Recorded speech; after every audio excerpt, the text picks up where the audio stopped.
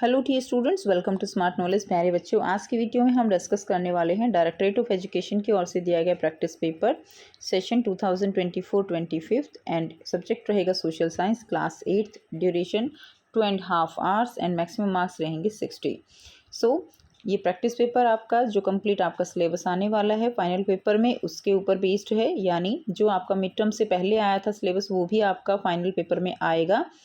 तो आपको complete syllabus तैयार करना है, कंप्लीट आपको तैयारी करनी है।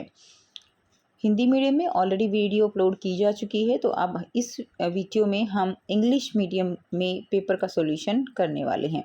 सबसे पहले जनरल इंस्ट्रक्शंस दी गई हैं, तो आप यहाँ से देख सकते हो कि पेपर का पैटर्न क्या रहने वाला है और कितने क्वेश्चन आपके कितने मार्क्स के आएंगे। ठीक है, उसके बाद देखिए सेक्शन ए दिया गया है multiple choice questions. Which of the following is a feature of Indian constitution? कौन सा फीचर जो है वो इंडियन कॉन्स्टिट्यूशन का फीचर है? दैट इज ए फेडरलिज्म, इसका आंसर रहेगा। Who presides over the Rajya Sabha? तो इसका आंसर क्या आ जाएगा? Vice president. नेक्स्ट देखिए क्वेश्चन फर्स्ट का थर्ड है, which government has the authority to decide whether note of 200 rupees denomination should be issued in India और नॉट? कौन सी गवर्नमेंट जो है वो डिसाइड करती है 200 रुपये का नोट उसको डिनोमिनेशन करने के बारे में? तो कौन करती है? सेंट्रल गवर्नमेंट इसके लिए डिसाइड करती है। Anuj being a particular state is prevented from walking in another state, which fundamental right of Anuj is being violated? कौन सा फंडामेंटल राइट जो अनुज का है वो वायलेट हो रहा है? तो इसमें आ जाएगा राइट टू फ्रीडम। उसको दूसरे स्टेट में काम करने के लिए फ्रीडम नहीं दी जा रही है, तो राइट टू फ्रीडम इसका आंसर हो जाएगा सी। नेक्स्ट देखिए, विच of the function is the function following is the function of judiciary? तो डिस्प्यूट रेजोल्यूशन भी होता है, जुडिशियल रिव्यू भी होता है and enforcement of fundamental rights भी होता है। तो इसका आंसर आपका हो जाएगा ऑल 1 2 3, डी जो है इसका राइट आंसर हो जाएगा। नेक्स्ट देखिए क्वेश्चन 6 है, which article of Indian constitution prohibit untouchability? कौन सा कॉन्स्टिट्यूशन है जो अनटचेबिलिटी को प्रोहिबिट करता है? Article 17। Who is the author of the book माझा प्रवास? माझा प्रवास जो बुक है उसके राइटर कौन है, उसके ऑथर जो है वो कौन है? तो कौन है? विष्णु भट्ट गोडसे।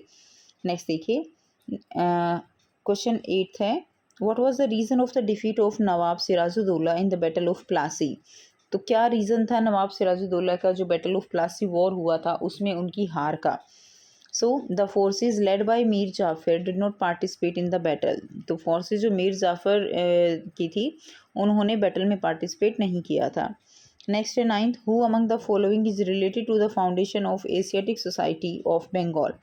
तो इसमें से जो है कौन एशियाटिक जो सोसाइटी थी बंगाल की उसके फाउंडेशन से बिलोंग करता है? तो फर्स्ट विलियम जॉन्स, ठीक है, Nathaniel Halhed, Henry Thomas Colebrooke and William Adam. तो इसका सही आंसर आपका क्या हो जाएगा? इसमें तीनों ही जो है इससे बिलोंग करते थे, तो ओनली 1 2 3 सी इसका राइट आंसर हो जाएगा। और मेन जो फाउंडर थे वो थे विलियम जॉन्स। तो अगर आपके क्वेश्चन में विलियम जॉन्स के अलावा और इनके अलावा और ऑप्शन है तो आपका पहला आंसर जो है वो क्या रहेगा? विलियम जॉन्स इसमें सही आंसर रहेगा। ठीक है, अगर इस तरह से आपको नहीं दिया गया है 1 2 3 तो आप सबसे पहले किसको मार्क करेंगे? विलियम जॉन्स को मार्क करेंगे। नेक्स्ट देखिए, in which year did Lord Curzon partition Bengal? तो इसमें आ जाएगा 1905। नेक्स्ट क्वेश्चन नंबर 11 है, in which prison did Bahadur Shah Zafar spend the last year of his life? कौन सी जेल में उसने लास्ट ईयर अपने बिताए थे? तो रंगून जेल, बी जो है राइट आंसर हो जाएगा। The first English factory in Bengal was establish in 1651 at the bank of the river. तो फर्स्ट इंग्लिश फैक्ट्री जो है वो बंगाल में कब एस्टेब्लिश की गई थी और कौन सी नदी के किनारे? 1651 में हुगली नदी, ठीक है, रिवर हुगली। तो ए जो है इसका राइट आंसर हो जाएगा। What is immigration? A answer हो जाएगा when a person move to a new country. Which crop is also called golden fibre? तो जूट जो है that crop is known as golden fibre. Next है question number 15 है, in the question given below there are two statement marked as assertion and reason, read the statement and choose the correct option. तो इसमें assertion आ जाएगा water is renewable source and reason दिया गया है earth is called the water planet. तो ये दोनों ही ठीक है, ठीक है, लेकिन ये इसकी सही एक्सप्लेनेशन नहीं है। वाटर इज रिन्यूएबल सोर्स ये भी ठीक है, earth is also called water planet, but explanation is not right, तो बी जो है इसका राइट आंसर हो जाएगा। नेक्स्ट देखिए question number second section B, very short answer type question दिए गए हैं। सेक्शन बी में 2 मार्क्स क्वेश्चन रहेंगे। And second question, explain the geographical condition necessary for the cultivation of rice and explain the geographical condition necessary for the cultivation of wheat. दोनों में हम देखेंगे. सो answer रहेगा तो राइस रिक्वायर, फर्स्ट है rice के लिए क्या जियोग्राफिकल कंडीशंस होनी चाहिए. तो rice require high temperature, high humidity and rainfall. It grow best in alluvial soil. Explain the geographical necessary conditions for the cultivation of wheat. तो wheat require moderate temperature and rainfall during the growing season and bright sunshine at the time of harvest. तो जो wheat है वो लगभग अप्रैल में इसकी जो harvesting है वो की जाती है, ब्राइट सनसाइन होता है. It grow best in well drained loamy soil. Loamy soil में ये जो है बहुत अच्छी इसकी ग्रोथ होती है. नेक्स्ट क्वेश्चन है, mention the importance of doctrine of lapse in the expansion of the British empire in India. देखिए जो डॉक्ट्राइन ऑफ लैप्स है वो आपको पता ही है कि जिसके पास भी अपना जो उत्तराधिकारी है, हायर है, वो मेल नहीं था, लड़का नहीं था, तो उनके जो स्टेट है उसको क्या कर लिया जाता था, अक्वायर कर लिया जाता था by British. The doctrine of lapse allowed the British to annex state where the ruler died without a male heir. ठीक है, तो मेल अगर उत्तराधिकारी नहीं था, मेल हेयर नहीं था, तो उसके स्टेट को अक्वायर एनेक्स कर लिया जाता था. And it help in expanding their control. ये इसका आंसर हो जाएगा. अगला क्वेश्चन जो फोर्थ है, right any 2 examples of agro based industries. तो एग्रो बेस्ड इंडस्ट्रीज में आपको 2 एग्जाम्पल देने हैं, तो कोई भी दे सकते हो, like textile industry, sugar industry, ये जो है एग्जाम्पल हो जाएंगे. क्लियर. तो ये क्वेश्चन नंबर 4 हमारा हो गया, right any 2 example of agro based industries. Next है, data of an imaginary parliament is given in the table below. तो नीचे जो है डाटा दिया गया है, study the data carefully and answer the following question. तो इसमें पार्टी का नाम दिया गया है यहाँ पे. ठीक है, इसमें नंबर ऑफ एमपीज़ दिए गए हैं. विकास संघ जो है उसके 50 एमपीज़ हैं, व्यापार पार्टी 40, संग्राम पार्टी 20 और टोटल हो गई 110. पूछा जा रहा है how many MPs are needed for majority. तो मेजोरिटी जो है वो मिनिमम कितना होना चाहिए, हाफ से एक ज़्यादा. तो मिनिमम कितना होगा, how many MPs are needed, तो 56 आ जाएगा. Mention any one possibility of the government formation. तो ऐसे यहाँ कैसे गवर्नमेंट बन सकती है, तो ये 50 है, ये 40 है, 20 है, तो मिनिमम 56 चाहिए. तो अगर विकास संघ पार्टी व्यापार पार्टी के साथ मिल जाए तो कोalition गवर्नमेंट बन सकती है. ठीक है, या ये दोनों आपस में मिल जाएं, या विकास संघ जो है वो संग्राम पार्टी के साथ मिल जाए, यानी टोटल कोई भी मिले लेकिन 56 मिनिमम होनी चाहिए, वही यहाँ पे कोalition गवर्नमेंट बना सकते हैं. तो आपको कोई एक पॉसिबिलिटी यहाँ पे लिखनी है. तो यहाँ से आंसर हो जाएगा 56. फर्स्ट का 56 MPs are needed for majority and Vikas Sangh can form a coalition with Vyapar party to achieve a majority. ये आंसर हो जाएगा. नेक्स्ट क्वेश्चन है, और में दिया गया है, what were the main demands put forwarded by the Indian National Congress in 1885. क्या डिमांड थी, ठीक है, इंडियन नेशनल कांग्रेस की 1885 में. सो आंसर हो जाएगा, मेन डिमांड्स कौन सी थी. The main demands included greater representation of Indians in government. Government में ग्रेटर रिप्रेजेंटेशन होना चाहिए. Reduction of military expenditure. ठीक है, मिलिट्री एक्सपेंडिचर में रिडक्शन होना चाहिए. दूसरा पॉइंट आप लिख सकते हो. And the introduction of legislative reform. तो जो लेजिस्लेशन है, जो रूल्स हैं, ठीक है, उनमें रिफॉर्म होना चाहिए, उनमें कुछ चेंजेस होने चाहिए. तो ये आप तीसरा पॉइंट लिख सकते हो. नेक्स्ट देखिए, नेक्स्ट क्वेश्चन है, explain Mahatma Gandhi views on education. Education पे महात्मा गांधी के व्यूज़ को एक्सप्लेन करना है. और में दिया गया है, describe Rabindranath Tagore views on education. Answer रहेगा, महात्मा गांधी बिलीव्ड इन नई तालीम और बेसिक एजुकेशन. तो महात्मा गांधी जो है वो नई तालीम और बेसिक एजुकेशन में बिलीव करते थे. Emphasizing vocational training. वोकेशनल यानी अपने हाथ का काम, ठीक है, जो हमारे इंडिया में बहुत ही ज़्यादा प्रचलित है. Self sufficiency and character development along side literacy. Literacy के साथ साथ आपका जो कैरेक्टर है, ठीक है, वो भी डेवलप होना चाहिए, उस पर भी उनका जोर था. तो इस तरह की एजुकेशन के व्यूज़ थे उनके. तो ये आंसर आपका हो जाएगा. नेक्स्ट है, और में दिया गया है, describe Rabindranath Tagore views on education. Education में रविंद्रनाथ टैगोर जो है उनके क्या व्यूज़ थे. So Rabindranath Tagore advocated for a natural and holistic approach. ठीक है, उनका मानना था कि बच्चा जो नेचर से सीखता है, पर्यावरण से सीखता है, हॉलिस्टिक एनवायरनमेंट से सीखता है, वही उसके लिए सबसे बेस्ट है. उन्होंने क्रिएटिविटी पे जोर दिया, एम्फेसाइजिंग क्रिएटिविटी. उसके अलावा वो साइंटिफिक जो एटीट्यूड था उसको भी डेवलप करने की बात करते थे. Free expression and learning through nature rather than the rote memorization. तो नेचर से सीखने की बात की गई, ना कि बजाय जो है इसके कि चीज़ों को क्या किया जाए, चीज़ों को रटा जाए. तो ये जो है इसका आंसर हो जाएगा. नेक्स्ट देखिए क्वेश्चन नंबर 7 दिया गया है, mention the features of Rajya Sabha. Rajya Sabha के फीचर्स क्या क्या रहेंगे? तो आंसर रहेगा Rajya Sabha is the upper house of the Indian parliament representing state and union territories. Second है, it is a permanent body with member serving 6 year terms.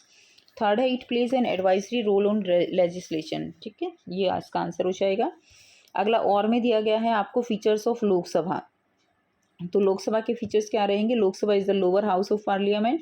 Second है, members are elected directly by citizens for 5 years terms and it is the primary legislative body holding power over budget and financial bills. Clear? तो ये एक है, इसको lower house कहा जाता है। 5 साल के लिए जो मेंबर्स हैं वो चुने जाते हैं।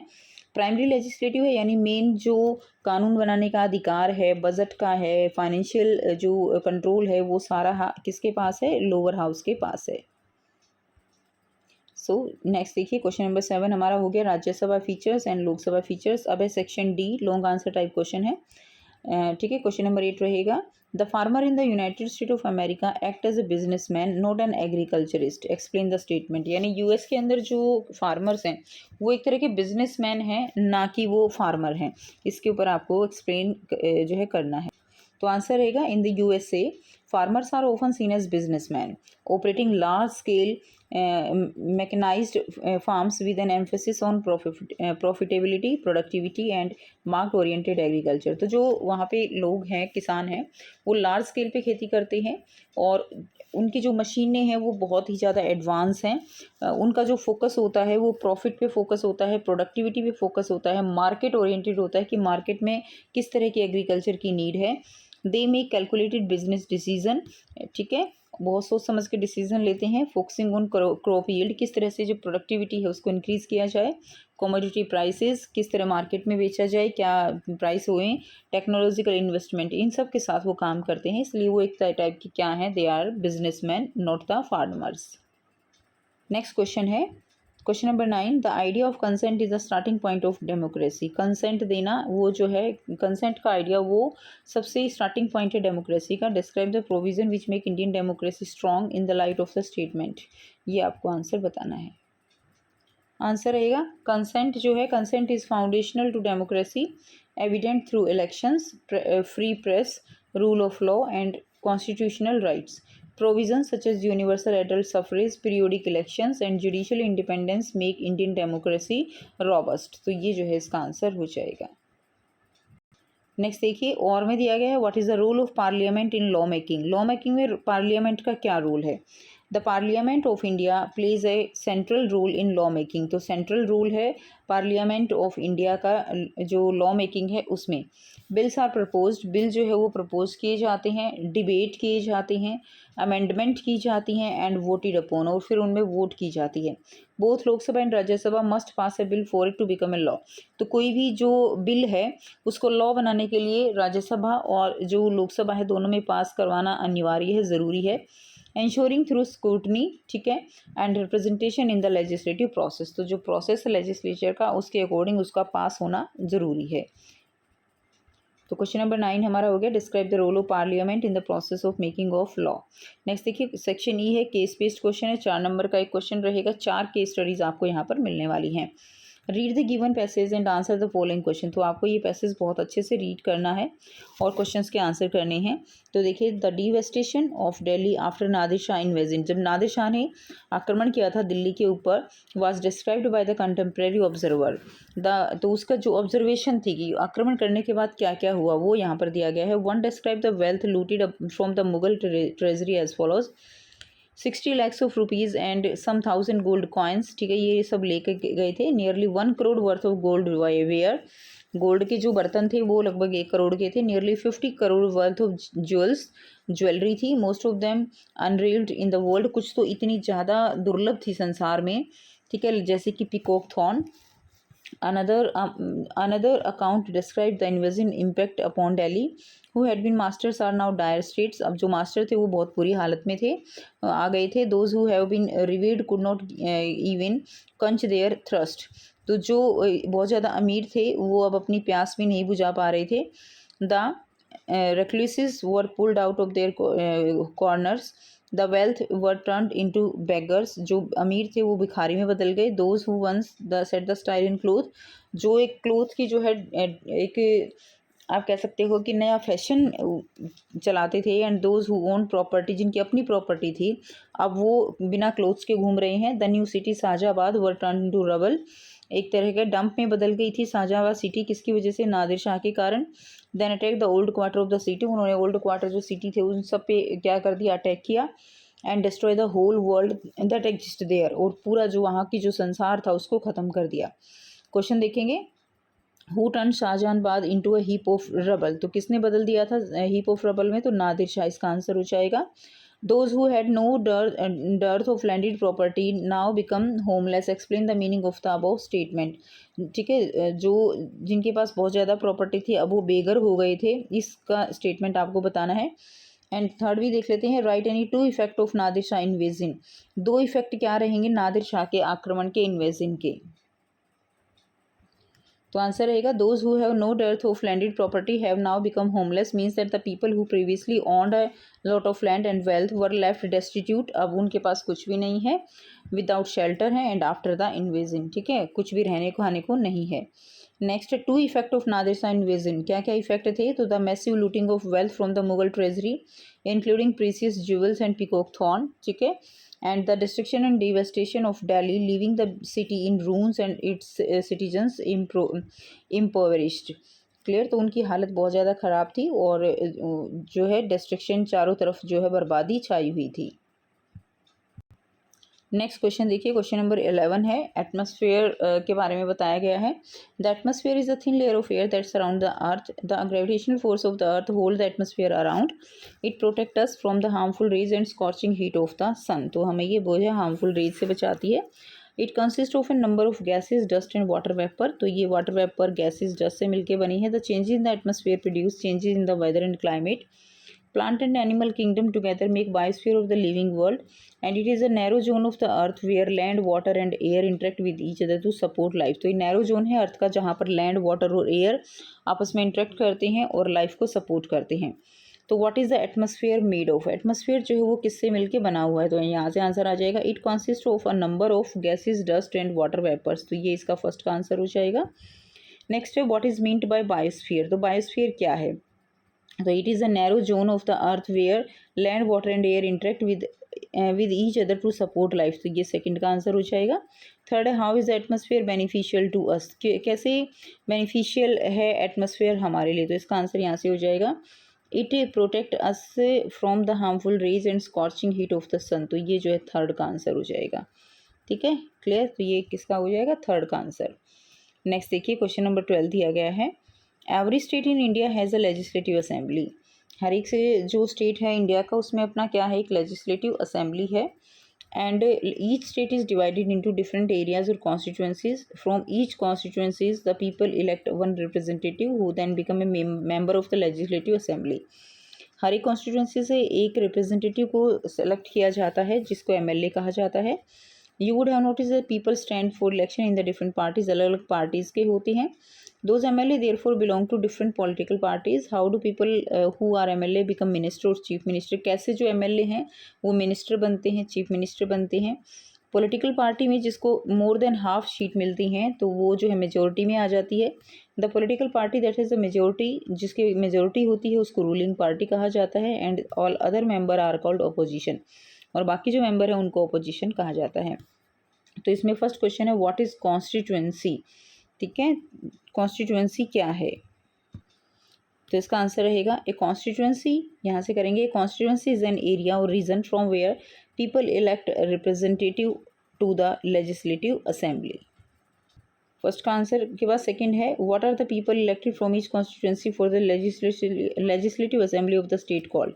तो हर एक कॉन्स्टिट्यूएंसी के लिए जो लोग चुने जाते हैं उनको क्या कहा जाता है? उनको कहा जाता है MLA, member of the legislative assembly. तो ये जो है आपका सेकंड का आंसर हो जाएगा. What is the meaning of ruling party का मीनिंग क्या है और अपोजिशन पार्टी का मतलब क्या है उसको लिखना है. द यहाँ से आंसर करेंगे थर्ड का. The political party that has the majority is called the ruling party and all the other members are called opposition. तो ये थर्ड का आंसर आपका हो जाएगा. नेक्स्ट देखिए. क्वेश्चन नंबर 13 दिया गया है. लैंड, इसमें भी आपको अच्छे से रीड करना है। Land is an important, land is among the most important natural resources. It cover only about 30% of the total 30% of the total area of the earth's surface, and all part of the small percentage are not habitable. Uneven distribution है population का in different part of the world is mainly due to the various characteristic of land and climate.